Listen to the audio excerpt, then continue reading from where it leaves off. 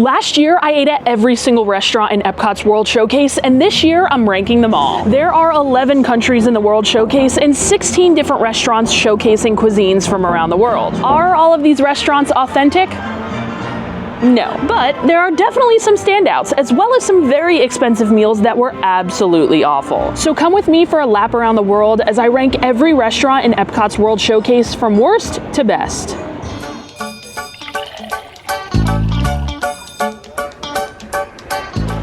Let's get right into things with restaurant number 16, the worst of the worst, Nine Dragons. Is anyone really surprised? This restaurant is located in the China Pavilion, which is such a beautiful pavilion, but just doesn't get enough love because the food here is really not good. In fact, I ate here twice, hoping for redemption this second meal, but honestly, it might have been even worse. I actually think the food over at the local Panda Express is better than the food at Nine Dragons, which is quite impressive. What's even more impressive though, is that every single year, I do a yearly roundup of the best food I ate, the worst food I ate, the best restaurants I ate at, and the worst restaurants I ate at.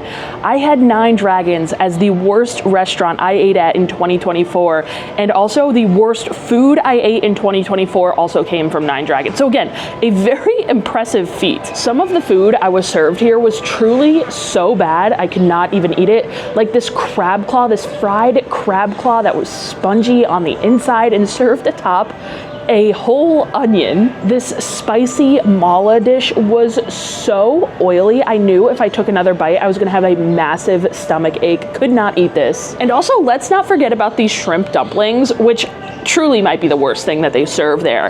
They are gummy and they had a pumpkin puree, which was more like a neon pumpkin gel.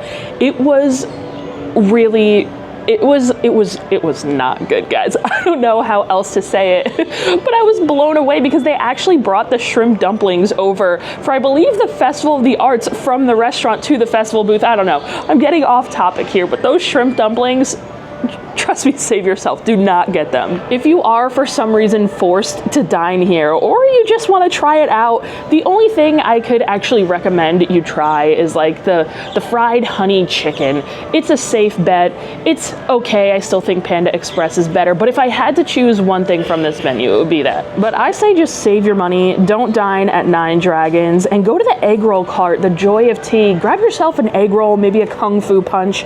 You will enjoy that a lot more, and you'll also save a lot of money. Next, we're heading to the other side of the World Showcase for number 15, Takumi Tei, and guys, I need to be sat for this one. This restaurant is located in Japan, and there are a ton of restaurants in this pavilion here, and I think Takumi Tei is the worst and the most expensive. It was actually the most expensive meal of this entire series. The omakase dinner here at Takumi Tei cost $250 plus tax plus tip, and I also decided to add on a $35 upcharge of Wagyu beef, which totaled around $400 for the meal. Do you know how much I could buy with $400? After this meal, I was pissed. And since we're talking about the beef, let's just go in on this Wagyu beef I purchased as an upcharge add-on to my meal for $35. It was not cooked properly. It was overcooked, and it just simply was not good. They added a bunch of stuff onto the plate, and a good Wagyu beef shouldn't need anything other than a little sprinkling of salt. And they tried to mask it because I don't think it was the best of quality. And while we're on food quality, let's talk about the awful quality of fish that I was served. It tasted like it had just been frozen and it wasn't fully thawed yet. The quality of fish was honestly sinful. Again, for the price, this should have been top notch, some of the best sushi and seafood and fish that I've ever had. I actually think Shiki Sai, the other sushi restaurant here in the Japan Pavilion that is a la carte and a lot cheaper than Takumi Tei, is serving up better quality food, better quality fish than Takumi Tei. That's sad. I legit did not enjoy anything I tried except for the final course. The A5 Wagyu sushi was delicious. I was very sad there was only one piece because I definitely could have enjoyed more. I liked the bluefin tuna that was part of this course, as well as the miso soup. All three of those were delicious. The matcha presentation at the end was also excellent and very tasty, I must add. But that was really all I enjoyed, and I think a lot of other people might agree with me on this one because the restaurant was completely empty. I mean, there was no one there when I arrived. I was the second table to arrive, and by the time I left, there were maybe 8 tables filled in the whole restaurant, which begs the question. I mean, is this restaurant just too expensive to be inside of a theme park? I certainly think so, and I think the people at Takumi Tei might be starting to agree as well, because they actually added on a new semi-course meal that you could get at the restaurant for $150. So knocking about $100 off the price tag. And that happened suspiciously like a month after I dined there. So I don't know if my review had anything to do with it, but now you don't have to spend $250 to eat there. You can spend $150 to eat there to get a couple of the courses, which I still would not recommend because it was just not good. Speaking of restaurants I will never return to, Monsieur Paul makes that list as well, and that's actually number 14 on our list. But let's get real here for a second. This meal was awful, and it was $195 plus tax plus tip and a watered down espresso martini, making my meal a total of $275. Was it worth it in any way? Absolutely not. My meal started off with shells in my amuse-bouche and my mussel soup. Usually an amuse-bouche is prepared to get you excited for your meal. Those are your first bites inside of a restaurant, and they're supposed to be quite impressive, and it wasn't. Everything I ate at this restaurant was incredibly underseasoned, and I don't care what you say, but this restaurant should have chefs that know how to properly season their food for the price without over-seasoning it. I was given a dirty glass on multiple occasions, and this cheese board, I have to laugh. This might have been the most offensive part of the entire meal. The only reason this restaurant is a notch higher than Takumi Tei is because the price is just a tad less expensive. But I still urge everyone to spend their money elsewhere, like a truly luxurious dining experience at Victoria and Albert's for $100 more. Okay, I have gotten a lot of my anger out on those last two, and honestly, I could just go on and on, but Italy isn't off the hook just yet, because number 13 is Tutto Italia. Italian food is one of my favorite types of cuisines, but why does the food in the Italy pavilion suck? Except the pizza window. I do enjoy that. Again, just think super underseasoned and bland.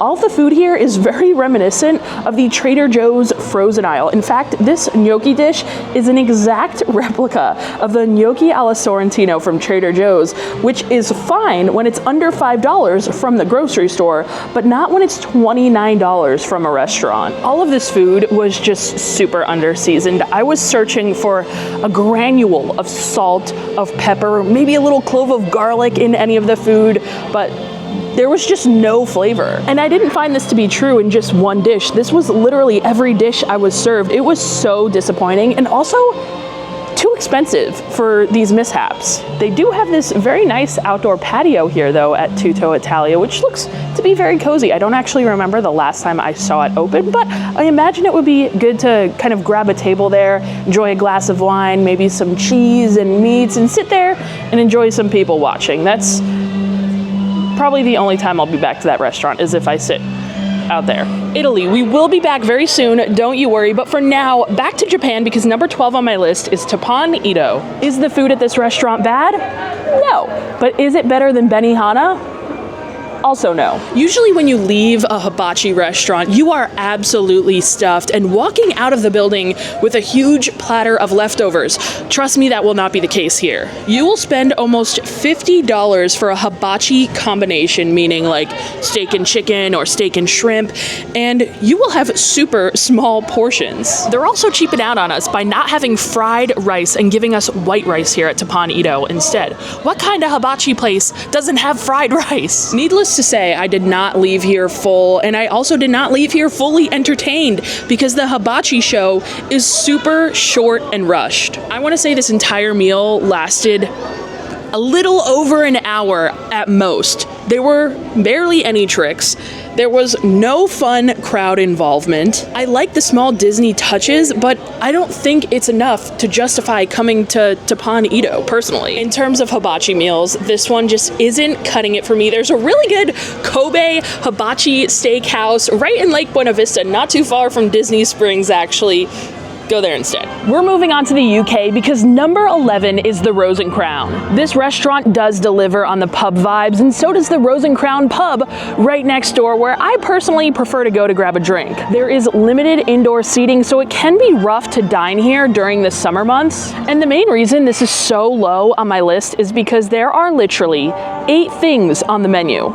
2 appetizers, 4 entrees, and 2 desserts. That just screams lazy to me. Oh my gosh, these birds are attacking. Oh shoot! Oh, I gotta get out of here. Oh my god, this is actually my worst nightmare. I cannot leave. Every time I go, a bird flies by my head. Oh my gosh.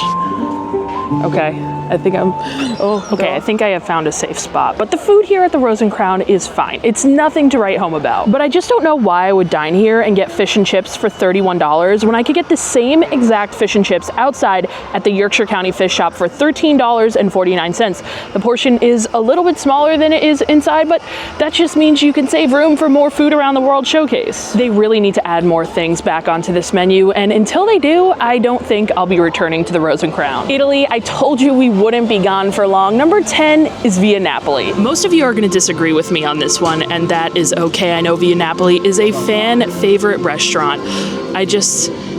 I am a Via Napoli hater, okay? Now, of course, Via Napoli is known for their pizza, but I actually think the pizza that you could get from the pizza window just outside of Via Napoli is even better. The pizza inside of Via Napoli is always so floppy, so undercooked, and I know that's how this style of pizza is supposed to be, but I am just not a fan. I do, however, sometimes enjoy the truffle pizza that they have there, and I know where these comments are going. That's how that pizza is supposed to be. That's how it's supposed to be served. That's fine. I'm just not a fan of that style of pizza. I like a thin and crispy crust, not a floppy, undercooked mess where when you hold it up, all of the toppings just slide off. I've tried to ask for it well done. It just never does the trick. I am just, like I said, a Via Napoli hater. I'm sorry. And we've talked about the pizza, but I mean, we haven't even touched on the entrees yet. And actually, I think the entrees and the pastas are even worse. I came here after I did my review for my friend's birthday, and we ordered like every pasta dish on the menu, and they told us some of the pastas were homemade, but I think they misunderstood because I came to find out later that they are in fact not homemade. The fettuccine alfredo tasted like pastaroni that you get in a box, if that makes sense. The sauce was watery. The pasta tasted legit like from the box of pastaroni. It was unbelievable. Not a fan of the chicken parm, and that's not to mention the prices. These entrees are so expensive. I mean, look at these prices. Calamari for $23, $29 tortellini, a $21 Caesar salad without meat. Okay, Italy, I promise I am done with you for now until the Food and Wine Festival begins. Then I will be back, but we have made it to Norway for number 9, Akershus. This restaurant offers the only character dining experience in the World Showcase, and admittedly, I am not the biggest fan of character dining. And this is not just any character dining, this is a princess character dining experience. So you're gonna meet a handful of princesses. They do kind of rotate. It's not always the same princesses that are here, but you will get to meet a bunch, and this is a great way to meet a bunch of the princesses without having to wait in the very long lines, because the lines to meet these characters can be crazy. So if you're traveling to Disney with someone who is really into the princesses, this is honestly like a great restaurant for you to come to. I think it's one of the better princess character dining options throughout the resort. They do offer dinner and breakfast service here at Akershus. I dined here for dinner and I thought the food was pretty decent. It was okay. I really like the lefse with the cinnamon sugar butter that they start you off with. I also enjoyed the meatballs with the berry sauce a lot, and the salmon was good too. So overall, this is a pretty good restaurant for princess fans. Just not necessarily for me. We've made our way around to Morocco for number 8 Spice Road Table. I truly thought this would be a lot lower on my list before I dined here, but I did enjoy most of the food. The standout definitely being the cauliflower. The drinks here though are pretty awful, which sucks because this would be the perfect spot to enjoy the beautiful views, a small bite, and sip on a delicious beverage. And guys, I have really tried almost every drink at this restaurant, and I just have not found one that I like. So maybe I missed one. If you guys have a go-to drink at Spice Road Table that I should try, I don't know. Let me know in the comments because I need to find a drink here I enjoy. But at Spice Road Table, the view is definitely the highlight. There are a few tables inside, but if you're not dining outside at Spice Road Table, it's honestly not worth the trip in my opinion. Another restaurant I thought would be lower on my list is La Creperie De Paris, which rings in at number 7 on our list. If you couldn't guess by the name, they are of course serving up crepes at this restaurant. On the menu, they've got a mix of savory buckwheat crepes as well as a ton of sweet crepes, of course. They do offer a prefix dining menu, which includes a soup, which was a potato soup when I was there. It was actually very good. It also includes a savory crepe and your choice of a sweet crepe, all for $39.95. Oh, and I almost forgot, you also get a glass of cider with your meal for $39.95. This restaurant is a little expensive just for crepes, but it's a cute little cafe setting.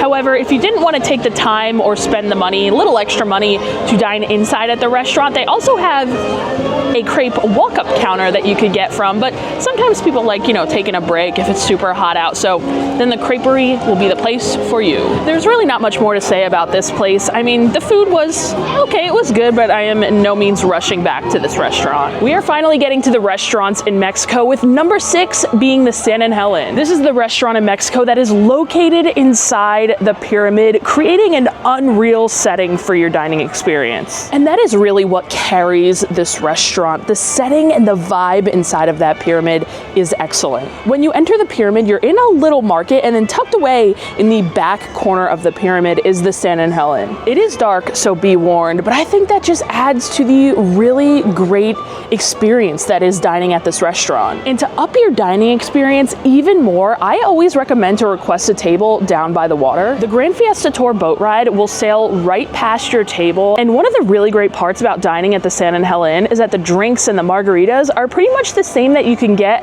at La Cava de Tequila, which always has a very long line. So it's really great to be able to get a table, relax right on the water, and sip on an avocado margarita, or honestly whatever margarita you get from San Angel Inn or La Cava, whatever it may be, is going to be very good and very strong. As far as the food goes here at the San Angel Inn, the appetizers are the best part with the drinks. I think the appetizers are fantastic. Your meal doesn't come with chips and salsa, which is, of course, knocks it down a little bit, but the appetizers are really good. You could get the same chips and guac, the same chips and queso that you could get in La Cava, and I think the chips and guac and the chips and queso that they have at La Cava and San Angel Inn is some of the best I've ever had, and I really like being able to enjoy the chips and guac and queso while I'm kind of watching the boats go by from the Grand Fiesta Tour. It is super cozy. We do dip off a bit when it comes to the entrees. I think the entrees are just very average and a little bit overpriced for what you're getting. There are far better Mexican restaurants locally throughout the area that you could find way better entrees at, of course, a better price, but we are at Disney and I figure we're kind of paying for the setting, which again is phenomenal. Well, we're staying in Mexico because number 5 is La Hacienda De San Angel. This is the second sit-down restaurant in the Mexico Pavilion, and it's the one kind of located right on the water. There are really two main differences when it comes to the San Angel Inn versus La Hacienda De San Angel. One is that you're not inside that pyramid, so the setting is a little bit better at the San Angel Inn.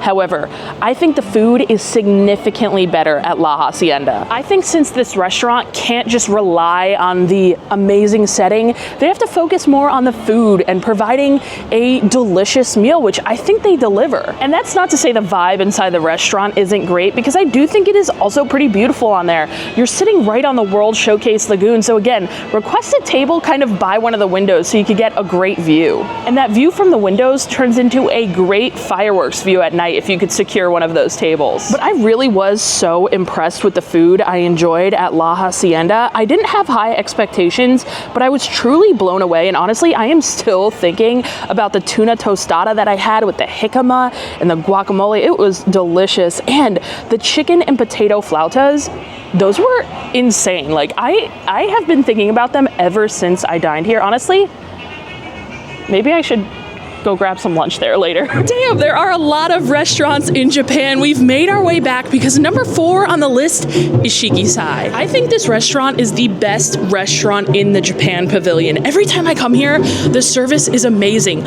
All the cast members in there are super friendly. You're greeted with a nice towel to clean your hands. It's just amazing service every time I dine at Shiki Sai. The food here is definitely going to be quite expensive, especially compared to just your local like go-to sushi spot.